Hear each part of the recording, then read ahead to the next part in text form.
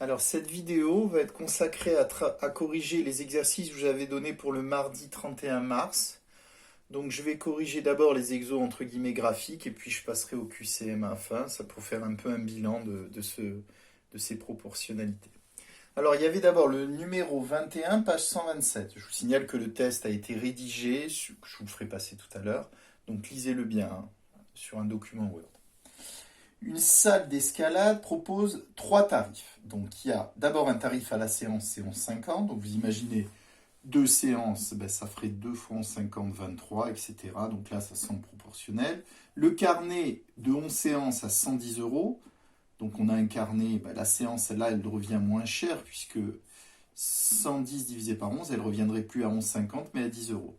L'abonnement mensuel, c'est-à-dire par mois, à 55 euros. Donc on imagine qu'avec un abonnement mensuel, on peut faire autant de séances qu'on veut dans le mois. Voici la représentation graphique de ces trois tarifs sur un trimestre en fonction du nombre de séances. Donc on voit bien que sur ce graphique, repérez toujours ce qu'on a d'abord en ordonnée et en abscisse. Alors en ordonnée, on a bien le prix en fonction, ce qui est en abscisse, du nombre de séances dans un trimestre. On va repérer tout de suite, avant de répondre aux questions, aussi les unités. Alors là, on voit qu'on a de 0 à 5, 1, 2, 3, 5 petites graduations. Donc, une graduation égale 1 euro. Non, une séance, pardon. Une séance d'escalade de jusqu'à 5. Ici, par contre, on a aussi de 0 à 50, 5 unités. Mais 50 divisé par 5, ça fait 10. Donc là, ça signifie qu'on va de 10 en 10. Première question. Lequel des trois tarifs est proportionnel au nombre de séances? On regarde les trois tarifs. Donc, on avait une droite bleue ici, une droite verte ici, et là, on n'a même pas de droite, on a ce qu'on appelle une droite brisée, c'est-à-dire une suite de segments. Donc déjà, le tarif avec carnet n'est pas proportionnel. Il reste ces deux-là. Vous savez qu'il y a deux conditions. Il faut qu'on ait une droite, mais il faut que cette droite passe par l'origine du repère qui est ici.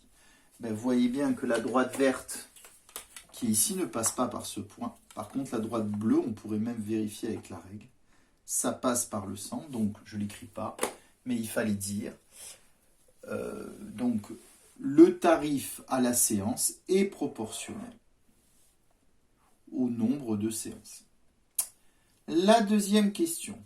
Donc, on vous demandait, pour un trimestre, quel tarif choisir pour 6 séances, 10 séances et 16 séances. Alors, je vais le noter là. Alors, d'abord, pour 6 séances. Alors, excusez-moi, c'est la question 2. Bon, alors, pour 6 séances, donc, quand on dit quel tarif choisir, ça veut dire évidemment, dans un contrôle, je préciserai lequel est le plus avantageux ou celui qui coûte le moins d'argent. Pour 6 séances, alors ce qui est intéressant, c'est qu'il y a un aspect graphique, mais un aspect calcul qui nous permet de vérifier. On va faire l'aspect graphique. 6 séances, c'est 5 plus 1, c'est là. Alors, ce sera toujours le même chemin. Vous partez du nombre de séances, vous allez verticalement. Alors, jusqu'à un des trois tarifs, mais le plus bas, c'est le plus intéressant. Là, c'est la droite bleue. Et quand vous arrivez là, vous tracez à l'horizontale et vous allez lire sur l'axe des ordonnées le prix. Donc là, si on fait ceci, donc là, je monte à 70. Et on voit bien que c'est le tarif le plus bas. Donc, pour 6 séances, donc, quel tarif choisir? On choisit, c'était ça la question, hein, le tarif à la séance. Alors, on peut quand même répondre, on paie, on paiera, on paie alors. Alors combien on va payer? Normalement, on paie 70 euros d'après le graphique. Mais si on veut faire, alors, il y en a qui l'ont fait un calcul précis, vous êtes amené pour 6 séances à faire 6 fois 11,50. Alors 6 fois 11,50, je vous le dis, ça fait 66 plus 6 fois 0,50, ça revient divisé par 2 plus 3, et on obtenait 69 euros. Alors ceux qui m'ont mis 70 euros, c'est très bien, c'est juste. Surtout qu'on demandait simplement le choix du tarif, on ne demandait pas la somme. Alors, pour cette fois 10 séances, alors 10 séances, c'est le même raisonnement. Donc, vous allez d'abord à 10 séances. Vous allez verticalement jusqu'à la droite. Alors, si vous regardez, la plus basse, c'est la orange. Et là, c'est le tarif à 10 séances. Et là, évidemment, 10 séances, c'était donc le tarif donc, le plus avantageux, c'était le tarif au carnet, quoi. Vous voyez ce que je veux dire? Le tarif au carnet. Et là, on payait 110 euros. Je mets 110 euros. Voilà. Enfin, pour 16 séances, donc 16 séances, vous allez là. Donc là, vous montez verticalement, toujours. Et là, le premier tarif, c'était pas la droite bleue qu'on atteignait, pas la orange, mais la droite verte, c'est-à-dire l'abonnement. Donc là, pour 16 séances, on se doutait bien, premier, deuxième, ben pour 16 séances, c'était le dernier tarif. J'ai pas la place de l'écrire. Alors, combien on paye? Ça peut être intéressant. Ben, normalement, donc si on lit, on était à 100, 150 au milieu, 160, 165 euros. Alors, si on fait le calcul, nous, on avait trouvé 55, ça correspond. Ah, mais ça, c'est au mois. Or, nous, c'était pour un trimestre. Donc, 3 fois 55, et ben, 3 fois 5, 15, on retrouve ce 165 euros. Donc, ceci termine. Donc, c'était le tarif à l'abonnement et on payait 165 euros pour les 16 séances. Alors, on arrive maintenant au 22. Alors, le 22 était beaucoup plus facile, mais il était intéressant. Alors, il était joli au niveau de sa formulation. On a représenté la vitesse d'un parachute au cours d'un saut en fonction du temps. Avant l'ouverture du parachute, la vitesse du parachutiste est-elle proportionnelle au temps? Justifié. Alors, on regarde un peu le graphique. Vitesse en fonction du temps. Ah, il y a avant l'ouverture du parachute, elle est là. Donc, avant que ouvre le parachute, eh bien, il descend très vite, donc la vitesse augmente. Alors, est-ce que c'est proportionnel? Deux conditions, une droite passant par l'origine, c'est bien le cas. Donc, oui, il y avait proportionnalité avant l'ouverture du parachute. Vous l'avez tous fait, et juste, c'est très bien. Après l'ouverture, la vitesse est-elle proportionnelle au temps? Justifié. Donc là, il y avait une justification. Ben, après l'ouverture, elle est là. Donc là, on imagine qu'il est freiné, donc la vitesse descend. À un moment, la vitesse s'arrête, puis à un moment, il ne bouge plus, elle devient nulle. Bon, ben, déjà, qu'est-ce que vous pensez? Est-ce que ça, ce sont des points alignés? Absolument pas. Alignés là, oui, mais c'est ce qu'on appelle encore une droite brisée. Comme je vous ai dit, c'est une suite de segments collés, entre guillemets. Les points ne sont pas alignés. Il n'y a pas proportionnalité après l'ouverture du parachute en fonction du temps. On peut pas, il n'y a pas besoin de vérifier les deux conditions, il n'y a pas de passer par les points sont alignés, il n'y a pas proportionnalité. Ceci achève ces deux exercices. Alors, je vais corriger, non, j'ai pas allumé ce tableau. Alors, je vais corriger maintenant pour finir le QCM. Alors, je vais écrire quelques calculs. Donc, je vous le rappelle. Donc, première étape, regardez s'il y a plusieurs ou bonnes réponses. Donnez la seule réponse correcte parmi les trois proposées. Donc, il n'y en a qu'une. Il y en a beaucoup, il y en a qui l'ont rédigé, d'autres moins. Alors, je vous donne un QCM. Si vous voulez, l'intérêt du QCM, c'est que vous avez la bonne réponse. Donc, vous pouvez vérifier vous-même. Par contre, ça n'empêche pas de rédiger. Au contraire, rédiger. Je l'attends vraiment. Alors, bon, il y avait des questions qui étaient pas très difficiles. La première, au supermarché, 1,2 kg de pêche coûte 4,49 euros. Alors, 2,4 kg de pêche coûte, ben là, il n'y avait pas besoin de règle de 3. Donc, vous aviez 1,2 kg de pêche qui coûtait combien? Alors, je fais des flèches pour changer un peu.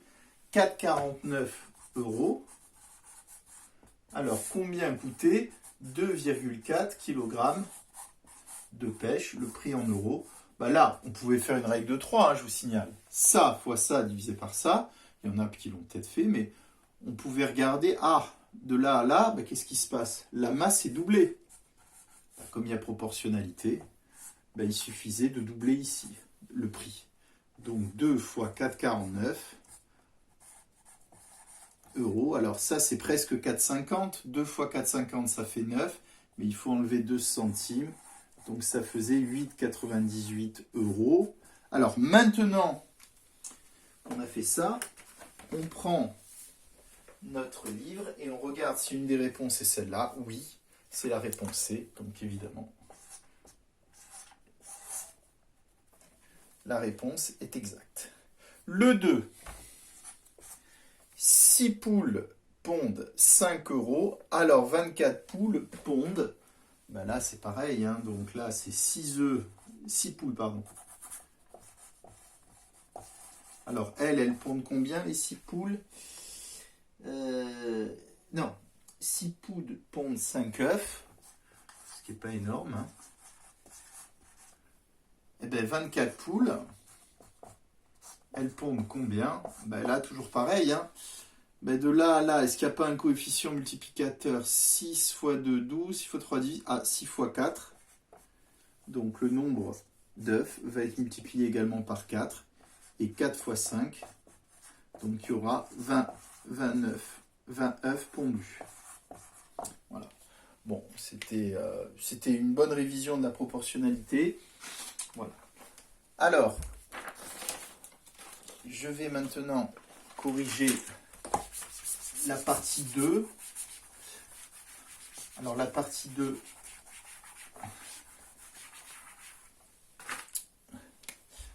Alors, il y a eu...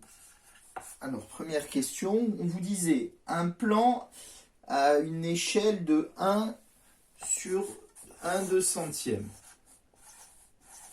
1 cm sur le plan correspond à combien dans la réalité? Alors, il faut bien comprendre ce qu'est un plan. Bon, on est à l'époque maintenant où vous avez dans vos voitures les... Oh, je ne sais plus le mot. Vous voyez ce que je veux dire? Qui vous dirige. Je n'utilise pas, c'est pour ça que je ne connais plus trop. Pas trop, mais le plan existe. Qu'est-ce que c'est le plan en fait?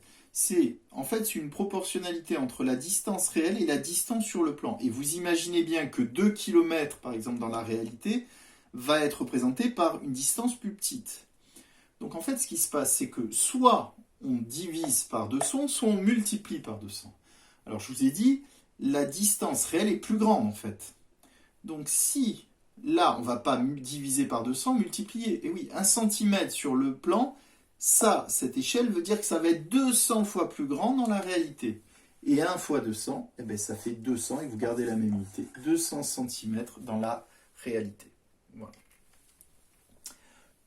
Donc ça, est-ce que la réponse était proposée? Oui, c'était la réponse B. Donc, voilà. Alors ça, c'était le 2,1.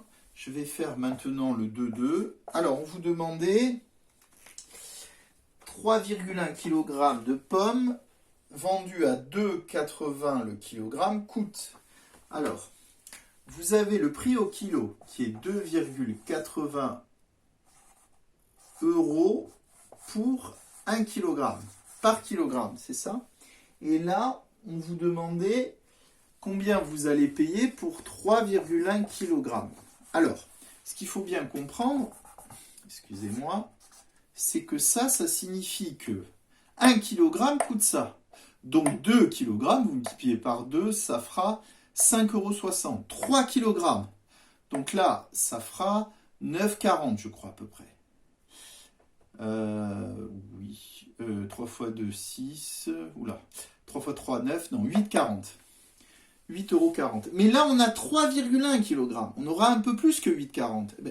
Il n'y a pas à réfléchir. J'ai multiplié par 2, j'ai multiplié par 3. Là, je multiplie la masse par le prix au kilo. C'est-à-dire, on est amené à faire 3,1 fois 2,80 ou 2,8. Vous faites la multiplication. Alors, vous voyez, sans la faire, c'est 1 fois 8 fois 1, 8. Donc, ça finit par un 8. Moi, je suis sûr que ça finit par un 8. Ça sera un peu plus que 8,40. D'après les réponses proposées, vous faites la multiplication, vous trouvez 8,68 €. Donc elle est proposée, après le calcul, vous tapez à la calculatrice. Et là, ça correspond à la réponse C. Donc ceci achève la partie 2 et la question 2 de la partie 2. La partie 3, j'ai la place, je vais la faire. Donc là, c'est vraiment le cours. J'espère, vous n'avez pas douté. Exploiter une représentation graphique était le titre. quelle est la représentation graphique qui correspond à une situation de proportionnalité? Donc là, je vous la remets sans bouger. Vous aviez une droite, une courbe et une droite qui passe par l'origine. Donc évidemment, là, déjà, la courbe rouge n'est pas possible. Elle n'est pas droite. Là, il y a une droite, elle passe par 0,2 et pas par l'origine qui est 0. La dernière correspond bien à une droite qui passe par l'origine. Donc, c'était la réponse C. Voilà. Car les points sont alignés avec l'origine du repère. Enfin, pour finir, vous aviez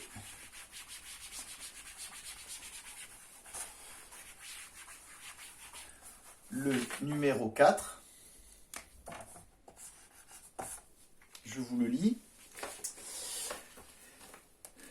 13 élèves sur 25 représentent en fait quel pourcentage? Donc, on fait une petite règle de 3. Hein. On a 13 élèves sur 25. Question, si on en avait 100, on en aurait combien? Alors, on peut faire une règle de 3. 13 fois 100, 1300 divisé par 25. Mais on peut regarder de là à là. On multiplie par 4. Là, on peut aussi multiplier par 4 pour varier. Et 4 fois 13, ça fait 40 plus 3 fois 4, 12. Donc, on obtenait 52. Donc, je l'écris, 4 fois 13 égale 52 pour expliquer. Donc, on obtenait 52%. Alors, est-ce que, ce qui est normal, puisque 13 sur 25, on dépasse la moitié un peu, donc on est au-dessus de 50%, ce qui est cohérent, et on obtient la réponse A. Donc, la réponse est proposée, donc a priori, c'est rassurant. Voilà. Le dernier. Donc, vous aviez un article qui coûtait 5 euros. Et cet article, il avait ce qu'on appelle une solde. Il était soldé à moins 20%. Question, quel est le nouveau prix? Alors là, c'est toujours la même chose. Vous allez d'abord calculer le pourcentage que 5 euros, 20% de 5 euros, et vous n'oubliez pas, puisqu'il y a une solde, c'est-à-dire une remise ou une réduction, de soustraire. Alors, il fallait faire 5 fois 20 sur 100, donc on multiplie pour avoir 20% de 5. Vous obteniez 5 fois 20, 100, 100 sur 100, donc ça, 1 euro. Oui, en fait, 20%, ça revient à diviser par 5, et 5 divisé par 5, ça fait 1. Alors, ça veut dire que il va baisser de 1 euro. Donc, quel est le nouveau prix? 5 moins 1, ça faisait donc 4 euros. Donc, le nouveau prix est 4 euros. Est-ce que cette réponse est proposée? Oui, c'est la réponse B. Alors, ceci achève donc cette correction. J'espère que vous allez bien. Je vous remercie de votre écoute. Je vous rappelle que demain, il y en a qui me l'ont déjà rendu. Donc demain, je vais mettre demain vendredi. N'oubliez pas de me mettre les exercices sur les équations. Le dernier, trouvez-moi au moins l'équation. C'est-à-dire, vous l'appelez x, le nombre qu'on cherche. Si vous me trouvez 4x plus 2 égale 7, c'est déjà l'équation. La résoudre, le dernier, c'est difficile. Mais si vous me trouvez déjà les équations, ça sera bien.